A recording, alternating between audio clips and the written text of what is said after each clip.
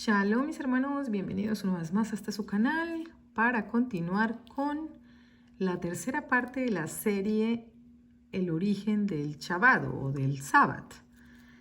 Vamos a continuar hablando de lo que es este séptimo día o lo que realmente se conocía como Sabbat, que luego se volvió Sabbat, sábado o Shabbat, que lo celebran en sábado, y por qué en sábado, y de dónde sale, y qué tiene que ver con todo lo que venían haciendo los babilónicos, los sumerios, y que el día de hoy todavía el judaísmo y todas las corrientes que lo siguen, pues lo están practicando, mis hermanos.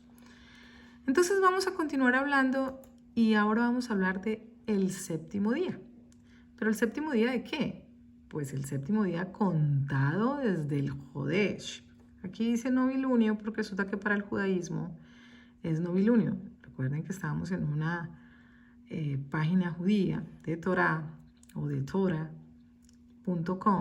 y ellos al Jodesh le llaman novilunio, luna nueva. Ya lo vimos desde la parte número 1 de esta serie. Si usted no lo ha visto, le recomiendo, mis hermanos, que vayan y vean la primera y la segunda parte para que puedan entender esta tercera. Y entonces dice, la forma más antigua, festividades fijas, pero ciclos individuales de 7 días. Esto ya lo vimos también en la segunda parte. Nuestra previa discusión del Sabbat del plenilunio, ya hablamos del novilunio y del plenilunio también en la parte número 1, así que si usted quiere saber un poco más, vaya hasta allá, por favor, se lo recomiendo. Pero bueno, esta discusión sobre lo que fue el Sabbat del plenilunio nos reveló dos cosas. Primero, los textos que son comúnmente identificados como más antiguos por razones independientes parecen reflejar un ciclo mensual de Jodesh. Oiga bien, un ciclo mensual de Jodesh. Jodesh Sabbat, que gira en torno de las antípodas del novilunio y del plenilunio. Esto ya lo estuvimos discutiendo en la parte número 1. Esos textos nos sugieren que en algún momento del Israel, en el preexilio, se conmemoraba el Sabbat en plenilunio, o sea, en luna llena. Y segundo, el Estatuto de Éxodo 23:12, el cual concuerda los escolares bíblicos pertenecen a un más antiguo código de leyes de la Torá. Requiere a los terratenientes que cesen sus trabajos agrícolas cada 7 días, de tal manera que ofrezcan a aquellos que laboran para ellos un tiempo para recuperarse. El ciclo de descanso obligatorio del séptimo día, sin embargo, no tenía que iniciar o terminar en el mismo día en todos los hogares. Este día no era llamado Sabbat. O sea, ya encontramos aquí que los terratenientes tenían un día que descansaban, pero no era el mismo día para todos. Y en ese entonces no se le llamaba Sabbat a ese día. Sin embargo, venían haciendo lo de los descansos. Ahora, ¿dónde está la convergencia de los ciclos semanales contando desde el Jodesh? O sea, desde el mal llamado luna nueva o novilunio. ¿No sería sorprendente si los ciclos de 7 días de diferentes individuos y comunidades convergiesen con el tiempo? Esta convergencia se habría dado en parte por la necesidad de acordar un calendario común para asistir a las actividades mercantiles, organizacionales y culturales. Para las comunidades agrarias el trabajo compartido y los ciclos de mercado son más prácticos, lo que habría motivado a las comunidades a mantener un ciclo común de 7 días. Entonces ya vamos viendo la necesidad de un calendario, ¿no? Otra razón para la convergencia podría haber sido la conveniencia calendárica. Imaginémonos un mundo sin calendarios comunes. Damos por sentado de tal manera nuestros calendarios que resulta difícil imaginar un mundo sin ellos. Para los que quieran saber cómo se hace el mal llamado calendario del Eterno, en este canal, mis hermanos, le hemos dejado todas las señales, las pistas, la manera de cómo hacerlo para que usted mismo lo haga con todas las pruebas bíblicas que esto conlleva. Ahora, si no ha podido realizarlo, si no ha visto los videos, vaya y mírelos. Y si no lo ha hecho y tiene preguntas, aquí puede dejar cualquier pregunta que estamos para contestarle. Y entonces dice, Resulta difícil imaginar un mundo sin ellos. Celebrar festividades en Jodesh, novilunio, y en plenilunio, Sabbat, o Shabbat, sábado, tiene sentido ya que son fáciles de seguir. Les cuento, ahora que acabo de decir Sabbat o sábado, no es que nosotros creamos que el Sabbat o el Shabbat debe ser en sábado. Lo que intentamos aquí demostrar es por qué realmente no es en sábado. Y esa es la conclusión a la que queremos llegar, y que desde el principio no era en sábado. Los que luego quisieron acomodarlo a sábado fueron nuestros mismos hermanos de Judá, o el judaísmo, pues quisieron hacerlo porque, si ustedes se dan cuenta, había un sábado que era en novilunio y un sábado que era en plenilunio, o sea, un sábado que marcaba el mes y un sábado que estaba en el día 15, que era cuando estaba el plenilunio, la luna llena. Esto ya lo hemos hablado en las dos partes anteriores, pero pues quería hacer así como un paréntesis para que sepan que, pues a pesar de que diga sábado o Shabbat o sábado, no quiere decir realmente que sea en sábado. Tiene sentido ya que son fáciles de seguir. Asumiendo que las personas estuvieran tratando de integrar la ley del descanso de 7 días en sus programas de actividades, ellos habrían optado primero por un ciclo existente.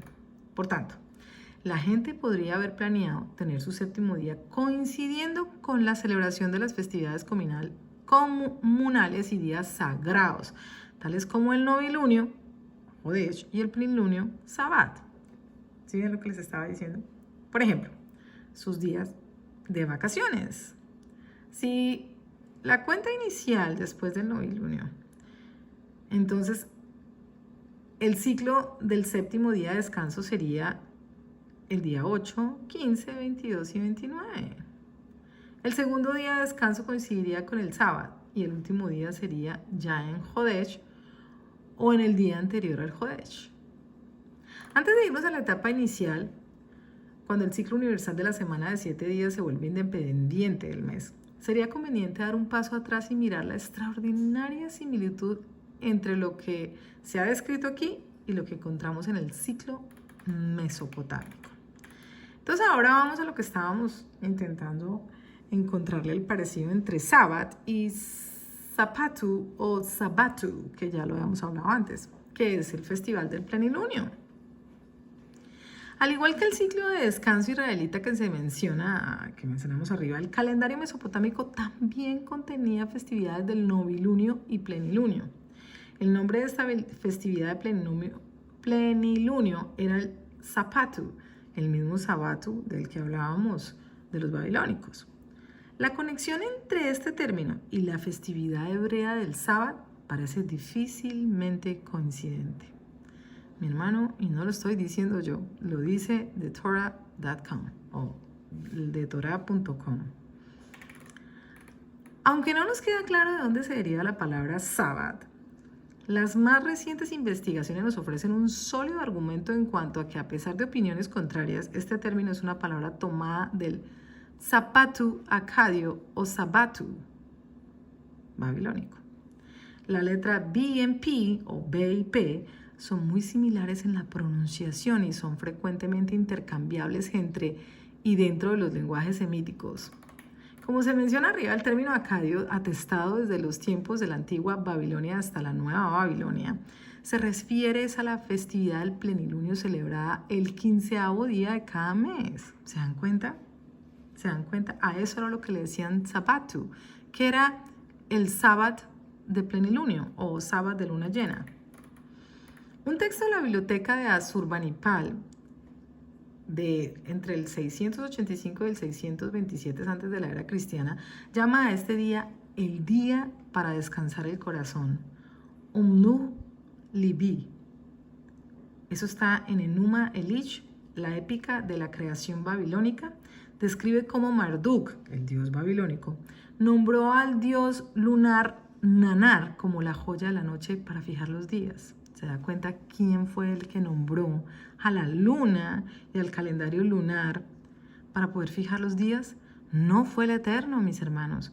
Fue Marduk, el dios babilónico, en quien se hace honor en la fiesta de Purim, que siguen los judíos, y las muchas corrientes como el mesianismo o las raíces hebreas que lo siguen. Y peor aún, no solamente siguen la fiesta de Purim, sino siguen el calendario lunar, que aquí ya encontramos de dónde sale, mis hermanos. El lugar de la peridiosidad de los 7 días del mes se hace paralelo con el ciclo israelita delineado arriba. Entonces, brilla sobre brilla sobre las tierras al inicio del mes, Arhu, resplandeciente con cuernos por 6 días. En el 7º día, Sebutú, la corona estará a la mitad del tamaño. En el 15º día, Sabatu o Zapatu, a mediados de cada mes, se pondrá en oposición. Cuando Samas te ve en el horizonte, disminuye en las etapas apropiadas y brilla al revés. En el 29 o 29, acércate a la senda de Samás. El día 30, párate en conjunción y rivaliza a Samás. Eso está en la tablilla número 5 de Enuma Elish. Oiga, es muy interesante esto porque aquí nos deja claro primero que el mes efectivamente tiene 30 días. Eso ya se venía haciendo desde muchísimo antes, mis hermanos. Y que justo en el día 15, pues hay luna llena. O por lo menos durante esa semana hay luna llena. No es que empiece la luna llena, sino que ese día habrá luna llena. Ahora, recuerden que la luna no tiene un ciclo regular, así que cada mes no puede empezar igual, por cuanto el ciclo de la luna es de 354 días al año. Un año tiene 354 días de ciclo lunar. Ahora, esta misma secuencia, con el primer día o novilunio, Arhu, análogo al hebreo Yareach. Yareach nos habla de luna. Cuando usted va y busca la palabra, cuando se habla de Jodesh y no aparece esta palabra Yareach o Yareach, pues hermano, sepa usted que ahí no dice luna nueva ni luna llena. Lo que dice es Jodesh, que habla de mes, del primer día de cada mes. Dice, 7º día, Sebutú, en hebreo Shevi'i, y el 15º día, Zapatu. Se encuentran una cantidad de otros contextos mesopotámicos que van desde el poema épico de Atrahasis, y aquí encuentran todas las páginas donde lo pueden encontrar, hasta los documentos económicos. La celebración de estos 3 días puede ser arrastrada tan atrás como al periodo sargónico, Eso lo encuentran aquí en el número 22 antes de la era cristiana, en el siglo 22 antes de la era cristiana. Esto nos ofrece un paralelo cercano al ciclo festivo, tal y como era celebrado en Israel. El Aru tiene su paralelo en Jodesh israelita y el Zapatu con el Sabbat israelita. Más aún el hecho de que el 7º día, Sebutú, era también celebrado, nos sirve como un tentador paralelo a lo arriba sugerido, a saber que el conteo de 7 días pudiera haberse iniciado con una cuenta a partir de la celebración del novilunio. ¿Se dan cuenta? Las palabras son muy parecidas.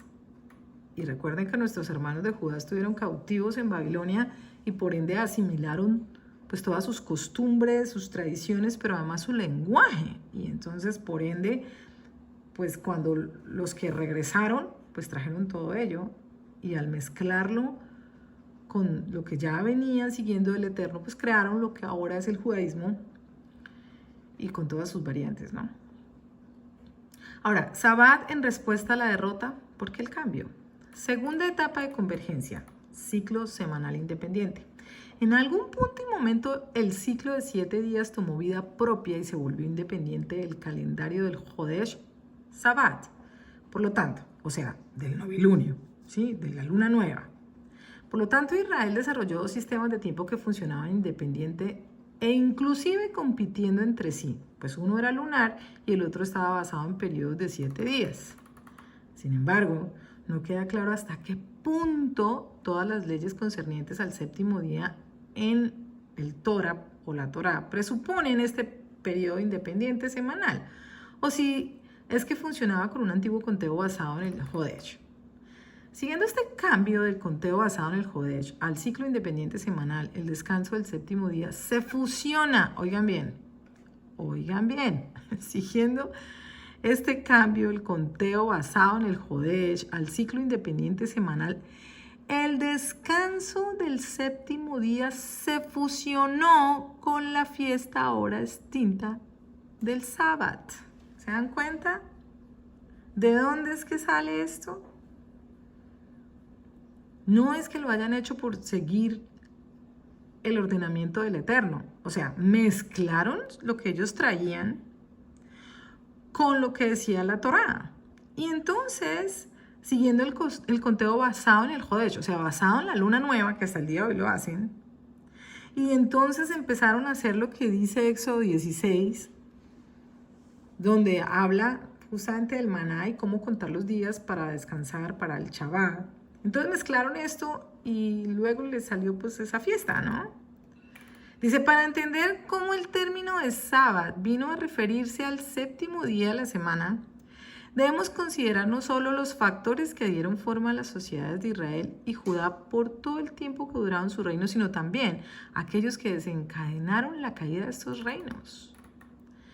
Y entonces aquí viene la cesación y reinvención del Sabbat. Inicialmente la derrota podría haber significado la cesación del cumplimiento del Sabbat, o sea, el plenilunio de la luna llena, el día 15.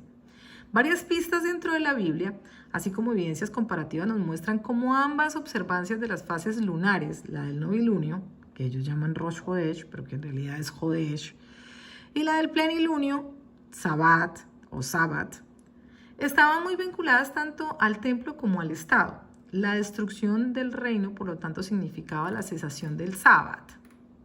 Entonces el Eterno dice, el Eterno se ha vuelto como un enemigo. Él ha destruido Israel, ha destruido todos sus palacios, lo ha dejado en ruina sus fortalezas y multiplicó en la hija de Judá lutos y lamentos. Dejó en ruina su carpa como un jardín y destruyó su tabernáculo. El Eterno ha abolido el festival y el Sabbat en Sión. Y en el ardor de su ira ha rechazado a rey y sacerdote. ¿Y usted por qué cree que fue así? Pues sencillo, mis hermanos, porque resulta que estaban celebrando, habían hecho un sincretismo, porque habían mezclado lo santo con lo profano, habían mezclado estas costumbres babilónicas, mesopotámicas que habían traído de allá y ahora querían tener su propio sábado, como sucede ahorita, que entonces deciden celebrar sábado o Shabbat en sábado, porque era justamente el día que como que más se parece en nombre, igual como sucedió con el Sabbatu o plenilunio babilónico. Esto se encuentra en Lamentaciones, Elijá 2, 5, 6. La visión del templo en Ezequiel, en los capítulos 40 al 48, le asigna al príncipe Hanasí los deberes de la quema de ofrendas, ofrendas de grano y ofrendas de bebidas, al igual que los festivales, los novilunios, los sabbats y todas las festividades designadas. Por otra parte, los festivales nacionales que presenciamos en la Torá y en los profetas son profundamente especiales en su carácter. Ellos están íntimamente ligados a la tierra, sus temporadas, cosechas, comunidades agrarias, lugares sagrados, altares y por último al templo. La conquista significó, por lo tanto, una alteración radical, miren esto tan interesante, una alteración radical de su calendario de festividades. De esto habla justamente el libro de los jubileos en el capítulo 6, del versículo 30 en adelante, que si no lo hacían como el Eterno había establecido, perderían pues los tiempos y no sabrían cuándo iban a hacer las fiestas, se iban a alterar de manera radical totalmente su calendario. No sabrían cuándo iban a hacer las fiestas, los chavales no sabían nada, estarían perdidos. Y eso ha sucedido hasta el día de hoy. Por eso no saben en qué día van, ni tienen en cuenta cómo el sol, la luna y las estrellas marcan los tiempos. Dice, a fin de que el Shabbat pudiera sobrevivir tal conquista, tuvo que ser reinventado. Y entonces, mis hermanos, para poder entender cómo se reinventó el Shabbat, nos vemos en la siguiente parte. Que el Eterno les bendiga. Shalom, shalom.